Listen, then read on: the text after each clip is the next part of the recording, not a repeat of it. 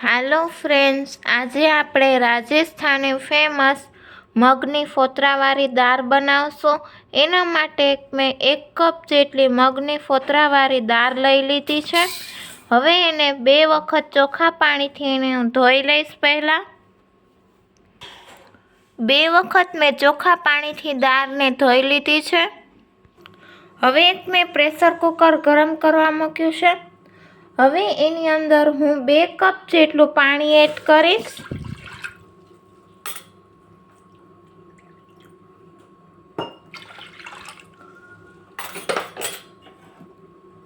હવે એની અંદર આપણે સ્વાદ પ્રમાણે મીઠું એટલે અડધી ટીસ્પૂન જેટલું મીઠું ને અડધી ટીસ્પૂન જેટલો હળદર પાવડર। હળદર પાવડર એટલે નાખીથી દાળનો રંગ સરસ આવે એટલે મેં હળદર પાવડર એડ કર્યું છે। હવે આપણે દાળ એડ કરી દઈશું।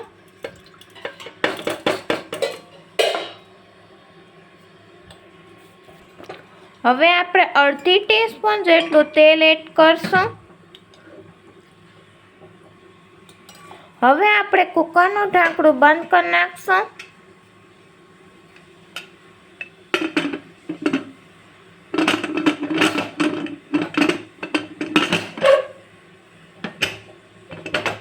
અને મીડિયમ ફ્લેમ ઉપર 4 વિસલ વગાડી લઈશ। પછી આપણું પ્રેશર કુકર ઠંડુ થશે પછી આપણે ખોલશું। આપણું પ્રેશર કુકર ઠંડુ થઈ ગયું છે એટલે મેં ખોલી લીધું છે। હવે આપણે દાળને મેશ કરી લઈશું। દાળ આપણી ચડી ગઈ છે। આવી રીતે ઝયણીથી આપણે બધું જ હલાવી લેવાનું એટલે દાળ આપણી મેશ થઈ જશે।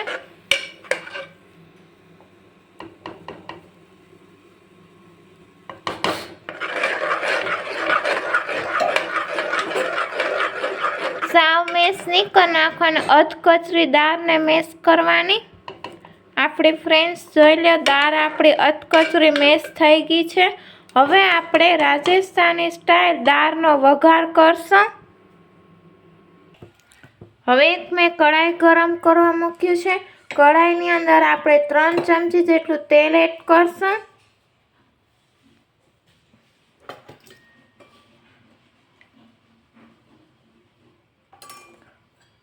હવે તેલને આપણે ગરમ થવા દઈશું। તેલ આપણું ગરમ થઈ ગયું છે એટલે 1 નંગ જેટલું તમાલપત્ર, 1 તજનો ટુકડો, 2 નંગ જેટલા લવિંગ, અડધી ટીસ્પૂન જેટલી રાઈ, 1/2 ટીસ્પૂન જેટલી હિંગ, અડધી ટીસ્પૂન જેટલું જીરું। હવે બધા જ ખડા મસાલાને આપણે તેલમાં સાતળી લઈશું। આપણા ખડા મસાલા સતળાઈ ગયા છે એટલે મેં 1 નંગ જેટલી ઝીણી ચોપ કરેલી ડુંગળી। હવે ડુંગળીને આપણે ગોલ્ડન બ્રાઉન સુધી કૂક કરી લઈશું।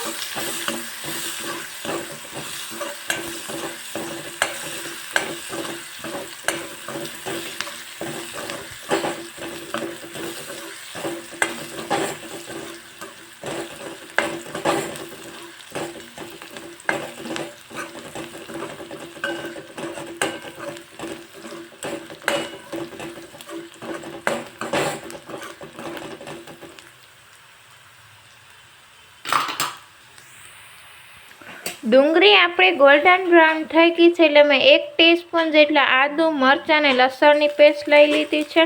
હવે એને પણ હું ગોલ્ડન બ્રાઉન સુધી કૂક કરી લઈશ।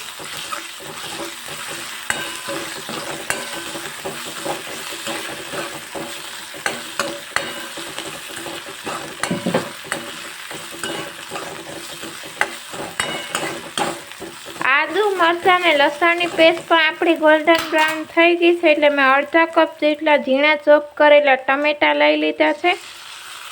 ટમેટાને હંમેશા આની અંદર પ્યુરી નથી કરવાની, ઝીણી ઝીણી એને ચોપ કરી લેવાના ટમેટાને।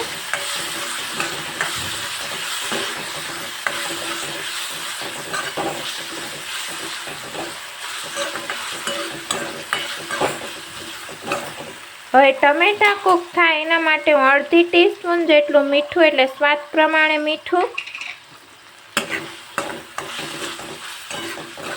હવે થોડીવાર માટે ટમેટાને કૂક કરી લઈશ. ત્યાં સુધી આપણે સ્પેશિયલ દાળનો મસાલો બનાવી લઈશું.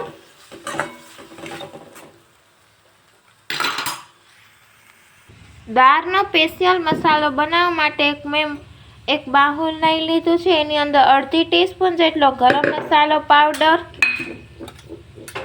1 ટીસ્પૂન જેટલો ધાણા જીરું પાવડર, અડધી ટીસ્પૂન જેટલો લાલ મરચું પાવડર,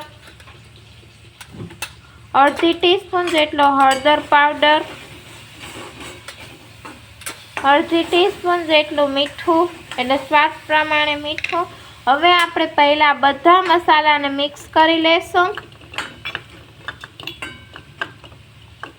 બધા મસાલા મિક્સ થઈ જાય એટલે આપણે 1 ચમચી જેટલું પાણી એડ કરશું. વધારે આપણે પાણી એડ નથી કરવાનું. આપણે ઘાટી પ્યુરી બનાવવાની છે, બહુ પતલી નથી બનાવવાની આની પ્યુરી. આપણે મસાલાની પ્યુરી આ રીતે બનાવવાની છે. આપણા ટમેટા કૂક થઈ ગયા છે એટલે આપણે મસાલાની પ્યુરી બનાવી આની અંદર આપણે એડ કરી દઈશું ને બધું જ આપણે મિક્સ કરી દઈશું.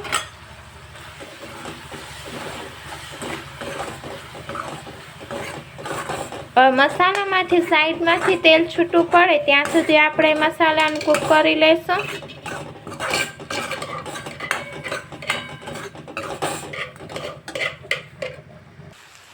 મસાલામાંથી તેલ છૂટું પડી ગયું છે એટલે હવે આપણે દાળ એડ કરી દઈશું.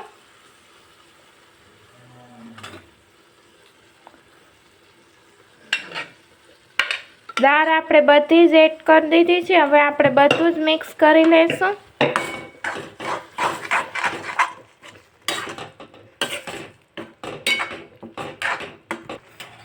બધું જ આપણું મિક્સ થઈ ગયું છે અને મસાલામાંથી તેલ છૂટું પડી ગયું છે એટલે હું 1.5 કપ જેટલું ગરમ પાણી એડ કરીશ. આમાં હંમેશા આપણે ગરમ પાણીનો જ ઉપયોગ કરવાનો છે, નોર્મલ પાણીનો ઉપયોગ નથી કરવાનો.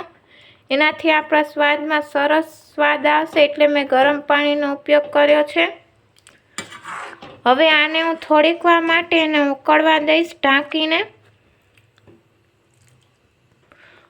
બધું જ મેં દાળને ઉકાળી લીધું છે ને ઉપરથી આપણે ફ્રેશ ધાણા સ્પ્રિંકલ કરશું ને બધું જ મિક્સ કરી લઈશું આપણે.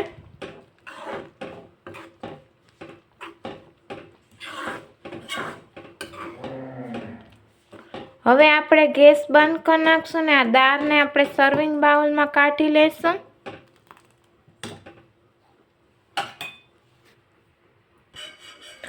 રાજસ્થાનની ફેમસ મગની ફોતરાવાળી દાળ મેં સર્વિંગ બાઉલમાં કાઢી લીધું છે. આપણે ઉપરથી ફ્રેશ ધાણા સ્પ્રિંકલ કરશું. આ દાળને તમે રોટલી, રોટલા અને ભાખરી સાથે પણ ખાઈ શકો છો. આજની રેસીપી મને કોમેન્ટ બોક્સમાં લખીને જણાવજો કે રાજસ્થાનની ફેમસ મગની ફોતરાવાળી દાળ કેવી બની છે. મારી ચેનલને સબસ્ક્રાઈબ કરજો, લાઈક કરજો, ફ્રેન્ડ્સ સર્કલમાં શેર કરજો. નમસ્તે ફ્રેન્ડ્સ.